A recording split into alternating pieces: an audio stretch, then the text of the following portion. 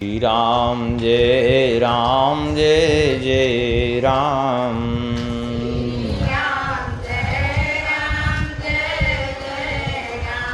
सीताराम जय सीताराम।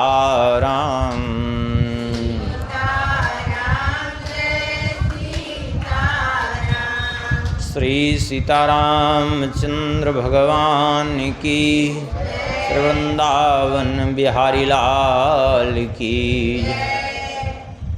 भगवान श्री सुखदेव जी ने कहा, वरीयाने सते प्रश्नः कृतो लोकहितं नृप आत्मविस्मतः पुंसाम् श्रोतव्यादिषु यः परः। श्री सुखदेव जी ने कहा, परीक्षित तुमने बहुत सुंदर प्रश्न किया है। वरीयाने सते प्रश्न, आपका प्रश्न अत्यंत श्रेष्ठ है। क्यों? कृतो लोकहितम, आपने लोकहित के लिए प्रश्न किया है, केवल अपने लिए नहीं किया है। कहने सुनने की तो बहुत बात है, लेकिन संसार की दशा क्या है? बोले अपश्यतामात्म तत्वम पश्यन्न पिन पश्यति। अपने आत्म पतन को देख रहा है, लेकिन फिर भी जो है अनदेखा कर रहा है। आपने पूछा है कि मरणासन्न व्यक्ति को क्या करना चाहिए और मनुष्य मात्र को क्या करना चाहिए, यही बात है ना। तो सबसे पहले ये विचारणीय विषय है कि अभी हम क्या कर रहे हैं। क्या करना चाहिए तो ठीक है, लेकिन पहले ये तो देखें हमारा जीवन जा कैसे रहा है, हम कर क्या रहे हैं, क्या कर रहे हैं। तो श्री सुखदेव जी कहते हैं, निद्रया ह्रियते नक्तं व्यवायेन च वावयः दिवाचार्थे हया राजन् कुटुम्ब भरणेन वा। हमारा जीवन जा कैसे रहा है? बोले निद्रया ह्रियते नक्तं व्यवायेन च वावयः। निद्रा जो है वो रात्रि सारी व्यतीत होती है, या तो निद्रा में अथवा विषय भोगों में। सारी रात ऐसे ही व्यतीत हो जाती है, या तो सोने में सारा समय जाता है, या तो विषय भोग में। और दिवाचार्थे हया राजन, दिन या तो धन कमाने में जाता है अथवा कुटुंब भरणे नवा, कुटुंब के भरण पोषण में जाता है। और इन कार्यों में हम इतने जो है उलझ गए हैं, बस खाने सोने में, विषय भोगों में और परिवार का भार ढोने में इतने ज़्यादा व्यस्त हो गए कि हम प्रतिदिन देख रहे हैं हम कि अधःपतन की ओर बढ़े जा रहे हैं, लेकिन फिर भी अनदेखा कर रहे हैं। इस मनुष्य जीवन का लाभ क्या है, पहले इस बात को समझें। श्री सुखदेव जी कहते हैं, एतावान सांख्य योगाभ्याम स्वधर्म परिनिष्ठया जन्म लाभा परः पुंसाम अन्ते नारायण स्मृति। इस जीवन जन्म का लाभ केवल इतना ही है कि अंत में भगवान का स्मरण हो जाए। अंत में भगवान का स्मरण हो गया तो कल्याण, और नहीं तो फिर गए। अब कहेंगे कि तो फिर ज़रूरत क्या है अभी सोचने की, हम अंत में ही भगवान का नाम ले लेंगे। ऐसे अंत में भगवान का नाम निकल आएगा क्या जो ले लेंगे? अंत में भगवान का नाम लेने के लिए ही जीवन भर अभ्यास किया जाता है, क्योंकि अंत में वही चित्त में आएगा जो जीवन भर आपने किया है। बहुत देखे गए हैं ऐसे कि अंत में ऐसी दुर्दशा होती है कि अंत तक उनको चिंता लगी रहती है। हाँ, अंत में भगवान का नाम नहीं निकलता। एक व्यक्ति था, मृत्युशैया पर पड़ा, दुनिया भर की बातें कर रहा था। लोगों ने कहा अंतिम समय है, थोड़ा भगवान का नाम लो, लेकिन भगवान का नाम नहीं ले रहा था, किसी तरह ले ही नहीं रहा था। लोगों ने कहा तो लोगों ने सोचा कि एक काम करें, कुछ ऐसा उपाय करें कि स्वाभाविक भगवान का नाम ले। ले आए दौड़ करके एक पेड़ की पत्ती तोड़ करके। अब बोले ये पत्ती कैसी है? तो लोगों ने सोचा कि हरी कहेगा, और हरी कहेगा तो भगवान का नाम तो निकलेगा, पत्ती हरी ही होती है, स्वाभाविक है। कहा कि ये पत्ती कैसी है? तो कहा कच्ची है। अब ये सत्य घटना है, हाँ, बुंदेलखंड के सत्य घटना है, कोई ऐसी कपोल कल्पना नहीं करी जा रही है। ये है दशा। क्यों? क्योंकि जीवन भर भगवान का नाम नहीं लिया तो अंत में कैसे निकले? अंत में तृष्णा और ज़्यादा बढ़ती जाती है। एक व्यक्ति तो मर रहा था, अब अंत में जो है वो उसकी वाणी बंद हो गई, अवरुद्ध हो गई, नहीं बोल पा रहा था। अचानक इशारा चालू किया, कुछ ऐसे हाथ दिखाना, बोल तो पा नहीं रहा था। अब वो बच्चे जो उसके लड़के थे उन्होंने सोचा लगता है कुछ गाड़ के धन रखे हैं। पहले लोग गाड़ के ही रखते थे, अब बैंक में कहाँ इतना रखते थे लोग, पहले ही ऐसे ही करते थे लोग, मुहर वुहर बनवा लेते, सब आभूषण बनवा के रखे, गाड़ के रखे रहते अपना। और वो भी बताते कब, जब बहुत ज़्यादा संकट आता तब। सोचा कि लगता है अब जाने वाले हैं तो अब बताना चाहते हैं कहाँ रखा है, और इशारा कर रहे हैं, वो समझ नहीं पा रहे थे लड़के। अब बहुत प्रयास किया जानने का, लेकिन नहीं समझ पाए तो भाग करके गए। गांव में वैद्य थे, बुला के ले आए, बोले कुछ दीजिए दवा। थोड़ी देर के लिए 2-4-10 शब्द कुछ तो बोले। बहुत पहले की हाल है, उस वैद्य ने कहा 200 रुपया पहले हमको दो, नहीं तो ऐसे समय पैसा फंस जाता है। हाँ, दिया 200 रुपया, मरता क्या ना करता। उस समय 200 रुपया बहुत होते थे। अब दिया 200 रुपया, उसके बाद वैद्य जी ने अपना कुछ दवा घोट करके पिलाई, और दवा घोट करके पिलाई तो बिल्कुल बोलने लगे। लोगों ने, सब लड़के घेर के खड़े हुए, पिताजी अब कुछ कहना चाह रहे थे, वो कुछ इशारा कर रहे थे, बताइए क्या कह रहे थे। उन्होंने सोचा कुछ धन के बारे में बताएंगे कि कहाँ रखे हैं। हाँ, सबको धन की पड़ी है, किसी को किसी से मोह नहीं, सबको केवल धन से मतलब है, बस ये है संसार। बताइए वो कहाँ रखे हैं जो बता रहे थे, आप अभी दिखा रहे थे। तब जबान तो खुली गई थी। बोले अरे कहाँ, क्या वो यही इशारा कर रहे थे कि इतनी देर से झाड़ू बछिया चबाए जा रही है। हमारे जीते जी ये हाल है तो मरने के बाद क्या होगा? हाँ देखो, पूरी झाड़ू खा गई बछिया। ये है तृष्णा। मर रहे हैं लेकिन चिंता लगी है, झाड़ू खाए जा रही है। एक सज्जन मर रहे थे, चारों ओर देखा, एक एक को ध्यान से। बोले घर के सब लोग तो यहीं दिख रहे हैं। बोले हाँ। बोले जब सब लोग ये यहाँ दिख रहे हैं तो ये बगल वाले कमरे का पंखा क्यों चल रहा है? तुम लोग हमारे जीते जी आग लगा दे रहे हो, मरने के बाद क्या करोगे तुम लोग? ये है, ऐसी तृष्णा होती है। बताओ कहाँ से कल्याण हो? भगवान का स्मरण हो। अरे भगवान का स्मरण इतना सहज नहीं है। भगवान का स्मरण करने के लिए ही अंत में जीवन भर अभ्यास करना पड़ता है। और फिर ये पता भी कहाँ किसको है कि किस क्षण किसका अंत होगा। है किसी को पता? कोई पता नहीं। कभी कभी तो एक क्षण में अंत हो जाता है, किसी का पता ही नहीं चलता। इसलिए कहते हैं कि अंत में भगवान का स्मरण करना चाहिए, तो इसलिए जीवन भर भगवान का स्मरण करो। इसीलिए भगवान के स्मरण में लगे रहते हैं। कहते हैं इसलिए मैंने भी इदं भागवतम नाम पुराणम ब्रह्म संहितम अधीतवान् द्वापरादौ पितुर्द्वैपायनादहम्। मैंने इस वेद समान भागवत जी का अध्ययन किया अपने पिता वेद व्यास जी से। अधीतवान द्वापरादौ, कब अध्ययन किया? अब यहाँ द्वापरादौ का अर्थ द्वापर के आदि में नहीं, बल्कि द्वापरादौ माने द्वापर आदि है जिसके, जिस अर्थात द्वापर आदि में है जिसके, अर्थात द्वापर की संध्या वेला में हमने इसका अध्ययन किया।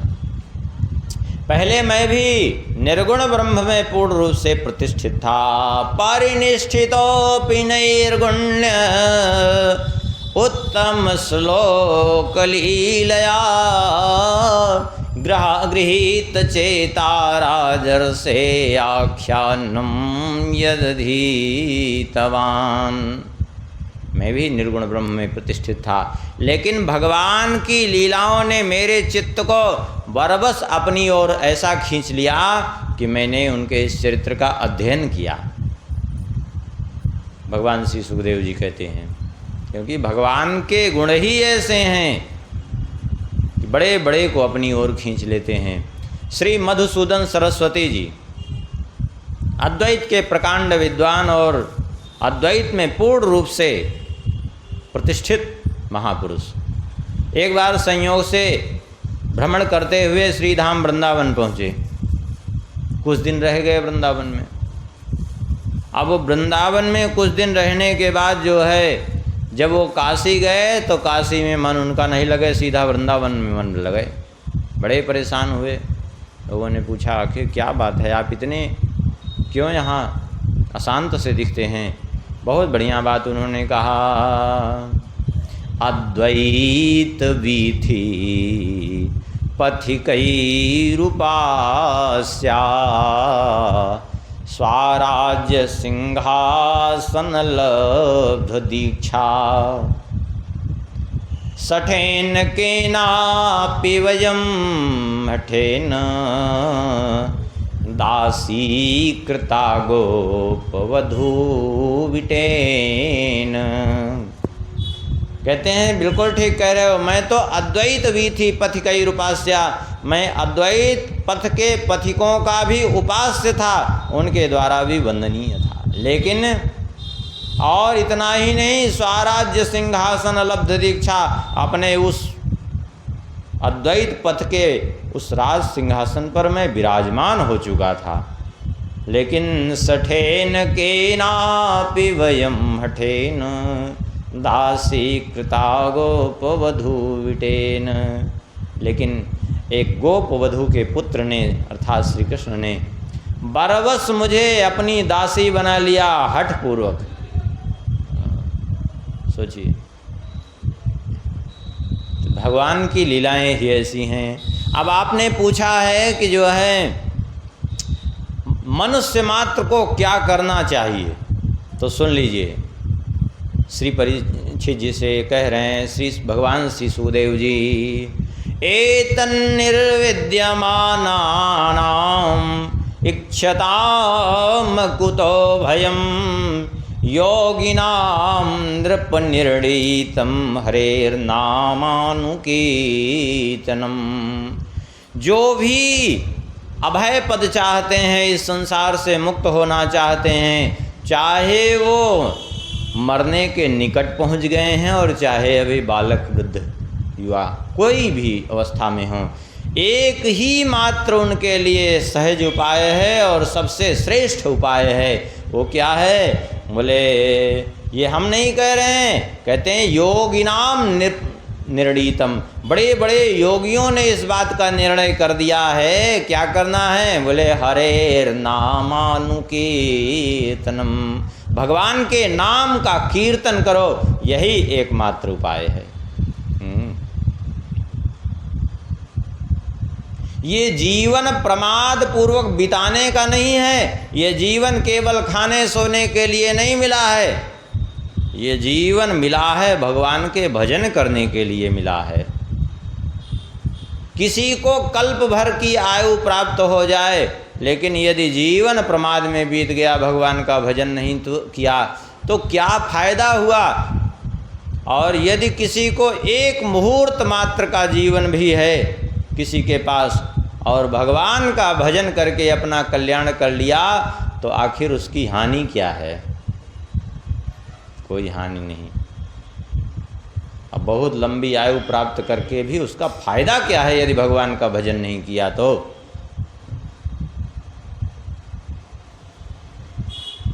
इसलिए कहते हैं देखो, तुम्हारे पास तो अभी 7 दिन का समय है, तवाप पेतर ही कौरव्य सप्ताहम जीवितावधि, 7 दिन का समय है। खटवांग नाम के राजर्षि थे, उनके पास मात्र 2 घड़ी का ही समय बचा था। 2 घड़ी माने मात्र 48 मिनट बचा था उनके जीवन का, तब पता चला कि हमारा जीवन का अंत आ गया है। और उतनी ही देर में मुहूर्ता सर्वमुत्सृज्य गतवान अभयम हरिम, समस्त आसक्तियों से मुक्त होकर के अपना मन उन्होंने भगवान में लगा दिया और भगवान के परम धाम को चले गए। देखिए, सबसे कठिन है जी मुक्त होना और सबसे सरल भी है मुक्त होना। सबसे कठिन इसलिए है क्योंकि ना जल्दी मुक्त नहीं हो पाता, इसी के लिए जन्म जन्मांतर साधन करने पड़ते हैं। और सबसे सरल इसलिए भी है कि एक क्षण में अनासक्त हो जाइए, अभी एक क्षण में मुक्त हैं। हाँ, एक क्षण भी नहीं लगेगा, मुक्त हो जाएंगे। केवल अनासक्त होने की बात है। संपूर्ण संसार से अनासक्त हो जाइए, इस शरीर से भी अनासक्त हो जाइए, क्योंकि ये शरीर भी अपना नहीं है, संसार भी अपना नहीं, कुछ भी नहीं है अपना। एकमात्र भगवान के अतिरिक्त कुछ है ही नहीं अपना, किसी से अपना कोई प्रयोजन नहीं है। एक क्षण में मुक्त हैं। अंतकाल आवे तो घबरावे नहीं। क्या करे फिर? किसी एकांत पवित्र स्थल पर जाकर के, किसी तीर्थ स्थल पर जाकर के और एकांत में जाके बैठ जाए, पवित्र होकर के स्नान करके। अब बैठ करके फिर क्या करे? बोले चुपचाप भगवान का ध्यान करे, उन्हीं के नाम का स्मरण करे, उन्हीं के स्वरूप का हृदय में अनुसंधान करे। परीक्षित जी ने कहा, प्रभु जितनी सहजता से आपने भगवान के ध्यान की बात कह दी ना, इतना सहज आप जैसे योगियों के लिए तो संभव है, लेकिन ये संसारी विषयासक्त जनों के लिए संभव नहीं है। कृपा करके बताइए कैसे ऐसा संभव होगा? परीक्षित जी की बात सुनकर के श्री भगवान सुखदेव जी कहते हैं, इसके लिए एक साधन करना पड़ेगा। जितासनो जित श्वास जित संगो जितेन्द्रियः स्थूले भगवतो रूपे मनः संधारये दिया। सबसे पहले आसन को जीते। आसन को जीते माने एक आसन में बैठने का अभ्यास करे, क्योंकि बार बार इधर उधर आसन बदलते रहेंगे, कभी ध्यान नहीं लगेगा, कभी मन स्थिर ही नहीं होगा। इसलिए आसन को जीते और श्वास को जीते, अर्थात प्राणायाम के द्वारा श्वास पर नियंत्रण करे, और आसक्ति को जीते और इंद्रियों को जीते, तब मन लगेगा। कहीं भी आसक्त न हो, कोई अपना है नहीं, ये शरीर में भी आसक्ति न रह जाए और इंद्रियों से भी उपरत हो जाए। शरीर इंद्रियों के विषय चाहे जैसे भी प्रबल हों, सामने उपस्थित हों, फिर भी उनका कोई प्रभाव चित्त पर न पड़े, ये जितेंद्रिय अवस्था है। और फिर क्या करे? भगवान के स्थूल स्वरूप का ध्यान करना प्रारंभ कर दे। ये संपूर्ण विश्व ही भगवान का स्वरूप है। भगवान जहाँ भी दृष्टि जाए भगवान के स्वरूप का अनुसंधान करना प्रारंभ कर दे। पाताल में तस्य ही पादमूलम, पाताल भगवान का चरण है, और धीरे धीरे ऊपर एक एक अंगों में भगवान के सारे लोग कल्पित हैं। नाभि में आकाश विद्यमान है, कटी भाग में पृथ्वी लोग विद्यमान है, और मस्तक पर ब्रह्म लोग विद्यमान है। इस प्रकार से कल्पना करें। जहाँ भी दृष्टि जाए, वृक्षों पर दृष्टि जाए, वाह भगवान की सुंदर रोमावलियाँ कितनी अच्छी हैं। नदियों पर दृष्टि जाए, वाह भगवान की नस नाड़ियाँ कितनी सुंदर हैं। चंद्रमा पर दृष्टि जाए, वाह भगवान के नेत्र कितने सुंदर हैं। सूर्य पर दृष्टि जाए, भगवान के नेत्र कितने सुंदर। इस प्रकार बादलों पर दृष्टि जाए, कैसे बढ़िया सुंदर घुंघराले बाल हैं भगवान के। इस प्रकार कल्पना करे। अपने आप जो है, जब सब जगह भगवत दृष्टि करने लगेगा तो भगवान में मन भी लगने लगेगा। लेकिन इसके लिए एक काम करना पड़ेगा। सबसे पहले अनासक्त होना पड़ेगा, अपनी चिंता छोड़नी पड़ेगी सबसे पहले। क्योंकि ये जो चिंता है ना, ये चिंता ही मन को इधर उधर दौड़ाती है, और चिंता ही जब अपनी न रहे, आप कहेंगे चिंता न करे तो फिर काम कैसे चलेगा? अरे काम चलने का क्या, जितनी चीज़ों की हमें आवश्यकता है उतनी चीज़ें बिना प्रयास के भगवान सब जगह हमें प्रदान कर रहे हैं। सब जगह हमारे सम्मुख है ही वो, उसके लिए प्रयास की ज़रूरत ही नहीं है। कैसे? जैसे उदाहरण लीजिए, भगवान श्री सुखदेव जी कहते हैं सत्यां छितौ किम कशिपौ प्रयासैर् बाहौ स्वसिद्धेयुपवर्हणैकिं सत्यंजलौ किं पुरुधान पात्रा दिग्वल्कलादौ शति किं दुकूलै। भाई नींद आती है तो सोने के लिए बिस्तर ढूंढते हैं, ज़रूरत ही नहीं ढूंढने की। क्यों? अरे स्वाभाविक रूप से जो उपलब्ध है तो ठीक है, और नहीं तो बिस्तर ढूंढने की ज़रूरत नहीं। क्यों? क्योंकि जब नींद आती है तो इतनी बड़ी पृथ्वी है, कहीं भी पड़ जाए ये नींद आ जाएगी। नींद बिस्तर नहीं ढूंढती, बिस्तर तो हम ढूंढते हैं ना। नींद जब आती है तो वो बिस्तर नहीं ढूंढती, नींद बैठे बैठे भी आती है, खड़े खड़े भी नींद आ जाती है। बैठे भजन करते रहिए नींद आएगी, पढ़ाई करते रहिए नींद आ जाएगी, सो जाएंगे। अरे गाड़ी चला रहे हैं और नींद आई, एक झपकी लगी कि पता चला जब होश आया तो अस्पताल में है, और कभी कभी तो सीधा यमलोक पहुंच गए। क्यों? क्योंकि नींद पर नियंत्रण नहीं, वो स्वाभाविक आएगी। नींद आ जाती है तो लोग गिट्टी के ऊपर सो जाते हैं, सो जाते हैं कि नहीं? तो नींद जब आती है तो वो बिस्तर नहीं ढूंढते, बिस्तर हम ढूंढते हैं। तो पृथ्वी पर ही जब नींद आ जाती है तो बिस्तर ढूंढने की जरूरत क्या है? बोले तकिया तो चाहिए, चलो बिस्तर तो कोई बात नहीं, पृथ्वी पर नींद आ जाएगी। एक सहारा तो सिर के लिए चाहिए, तकिया। बोले बाहौ स्वसिद्धेयुपवर्हणैकिं, भुजाएं स्वतः सिद्ध हैं, तकिया की आवश्यकता ही नहीं है। तकिया तो आपको इधर उधर करनी पड़ेगी, लेकिन जिस करवट आप घूमेंगे ये भुजा अपने आप लग जाएगी उसी करवट, स्वतः सिद्ध है तकिया, ज़रूरत ही नहीं है। और तकिया तो वैसे भी नुकसान करती है। देखिए डॉक्टर लोग कहते हैं ना कि तकिया मत लगाओ, सर्वाइकल हो जाएगा। हाँ, प्रायः जो तकिया लगाते हैं उन्हीं को होता है सर्वाइकल, इसलिए तकिया की भी आवश्यकता ही नहीं है। बोले बर्तन तो चाहिए भोजन के लिए, बोले सत्यं जलो किम पुरुधान पात्रा। अंजलि भगवान ने जो दी है, प्रत्येक व्यक्ति की अंजलि इतनी ही बड़ी होती है जितने से उसका पेट भर जाए।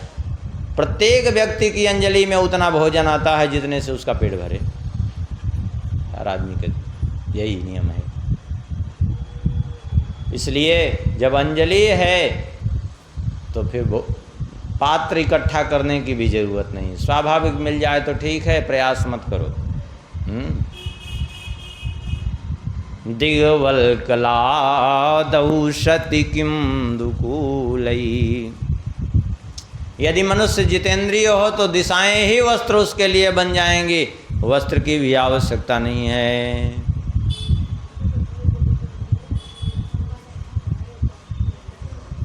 बोले वस्त्र की आवश्यकता कदाचित हो भी तो, बोले चीराणि किं पतिन सन्ति दिशन्ति भिक्षाम नैवांघ्रिपा परिवृता सरितोप्यसुष्यन् रुद्धा गुहा किमजितो वतिनोपसन्नान् कस्मात् भजन्ति कवयो धन दुर्मदान्धान्। यदि वस्त्र की आवश्यकता भी है तो क्या चीराणि किम पथि न सन्ति, क्या मार्ग में कपड़े नहीं मिल जाते क्या? आप कहेंगे मार्ग में कपड़े मिलने की क्या, फटे पुराने कपड़े की बात कर रहे हैं क्या श्री सुखदेव जी? नहीं, ये फटे पुराने कपड़े की बात नहीं हो रही है।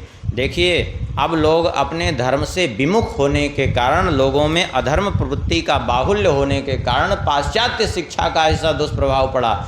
नहीं तो शास्त्रीय विधान ये है कि अपने लिए कपड़ा लेकर के आवे तो कम से कम एक लंगोटी का, एक गमछा का कपड़ा निकाल करके किसी पेड़ पर टांग दे। ले जाकर नया कपड़ा। क्यों? क्योंकि ऐसे जो विचरणशील महापुरुष हैं वे उसको उठा करके धारण कर लें। और यदि ऐसा नहीं करता है तो सहस्तेन दंडमर्हति, वो चोर कहलाता है और दंड का पात्र होता है। जैसे जितना अन्न का उत्पादन हुआ केवल हमारा हिस्सा नहीं है, उसमें बहुत लोगों का हिस्सा। जितना कमाई की केवल हमारा हिस्सा नहीं है, उसमें लोगों का और हिस्सा है। यदि इन सबको देता नहीं तो दंड का पात्र बनता है वो। तो ये नियम है। इसलिए उस समय ये था कि कपड़े लोग ले जा कर के टांग देते थे पेड़ों पर। उस समय लोगों के पास इतने कपड़े नहीं थे, अभाव था, फिर भी पहले लोग टांग देते थे। आवाज़ है, लेकिन अपने लिए लोग 50-50 जोड़ी कपड़े रखेंगे और एक कपड़ा किसी को दे नहीं सकेंगे। लोग व्यर्थ का बर्बाद कर देंगे धन, लेकिन किसी भूखे को भोजन नहीं देंगे।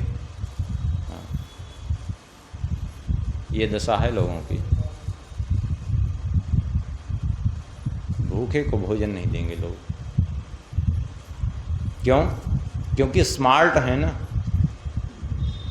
अपने को स्मार्ट समझते हैं।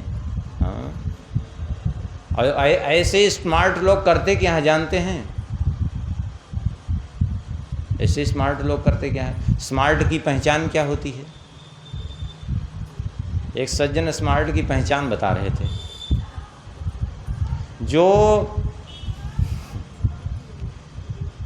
जो लोग गो माता जिसमें समस्त देवताओं का निवास होता है, भगवान भी जिनकी पूजा करते हैं, उनको चराने वाले को तो लोग गंवार कहते हैं, उनकी सेवा करने वाले को गंवार कहते हैं।